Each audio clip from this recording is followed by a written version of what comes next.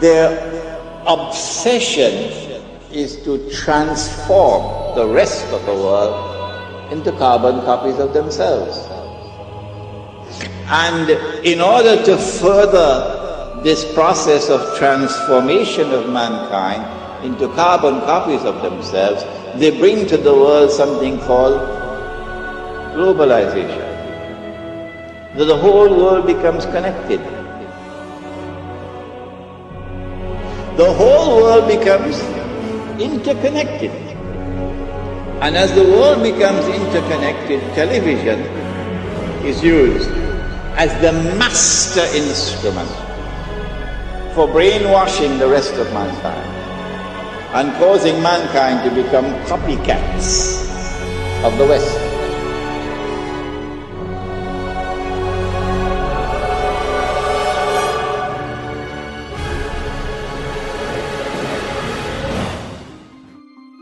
So in a sense, what we're seeing is using branding that is so enmeshed in our culture and in our lives as a way back into our own societies, a way to engage with globalization. Because if you pick up a shoe now, you have the story of globalization in your hand. You have leather that was maybe produced in Argentina, shipped to the Philippines, produced by a Korean subcontractor that went through a Hong Kong broker that was dealing with a company in Oregon.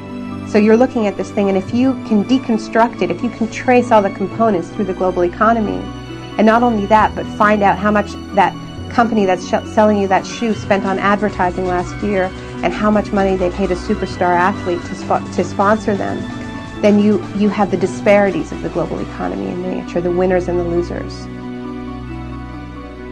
What we've seen in the past 6 years is an explosion of brand-based investigative activism, where you have campaigners that have peeled or looked behind the brand, peeled away the facade to see how the goods are produced.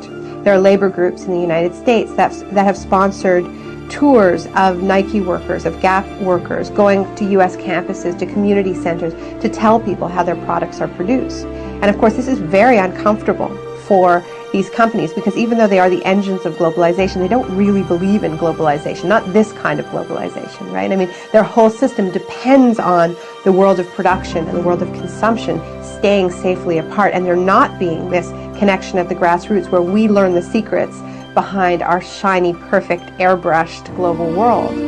So now these brands have become, in many ways, the most visible targets of globalization, so much so that whenever you see a protest, during a protest, there'll be a line of riot cops guarding the Starbucks, guarding the Gap, guarding the McDonald's. And this strikes me as tremendously symbolic, somehow, that they're guarding the facade, the entry point into the world of globalization. And what this activism is doing is it's putting them together. And it's going to the shiny facade of the brand outside the mall, outside the superstore, and saying, we know how your products are produced. That's what these campaigns do. They make globalization real. They say, it's about the food that you eat, it's about the clothes that you wear, it's about the toys you buy your kids.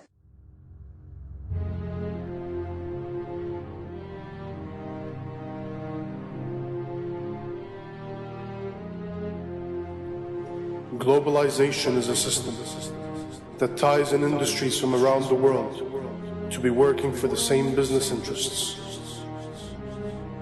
A machine, globally fulfilling the needs of the few, teaching you that humanity will perish without it.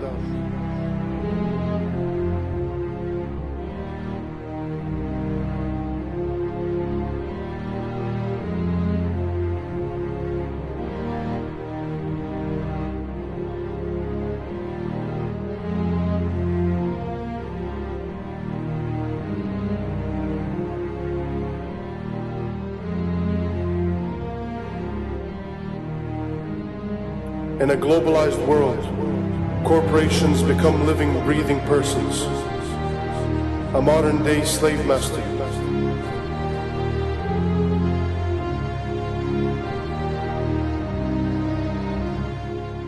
These are a special kind of persons which are designed by law to be concerned only for their stockholders.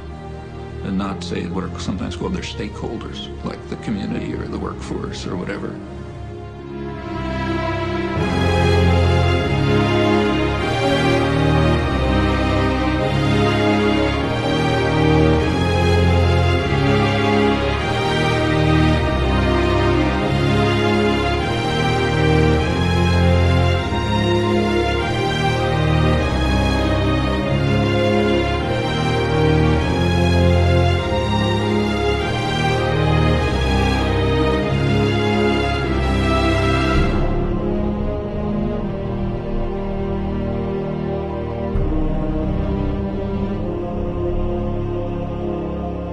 We are deceived into believing that without the system, we won't survive.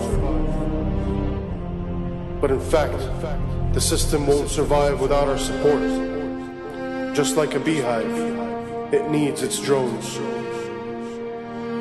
People who will never ask questions, people who will never step out of line, who will begin to need the prison they are in, depend on it.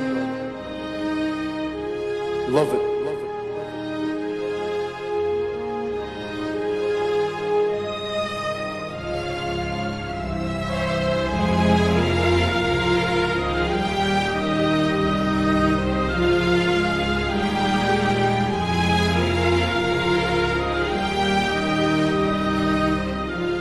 Have we lost our humanity?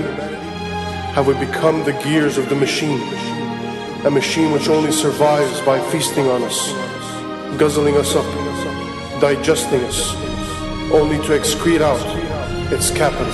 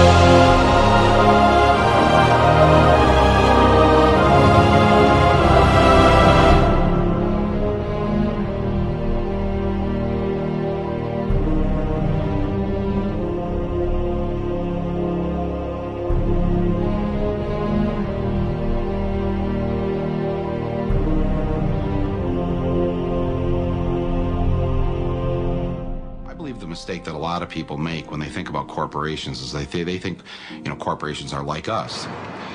General Electric is a kind old man with lots of stories. Nike. Young. Energetic. Microsoft. Aggressive. McDonald's. Young, outgoing. Monsanto. Immaculately dressed. Disney. Goofy. The Body Shop. Deceptive. They think they have feelings, they have politics, they have belief systems. They really only have one thing, the bottom line. How to make as much money as they can in any given quarter. That's it. Of course they make a profit, and it's a good thing. That's the incentive that makes capitalism work, to give us more of the things that we need.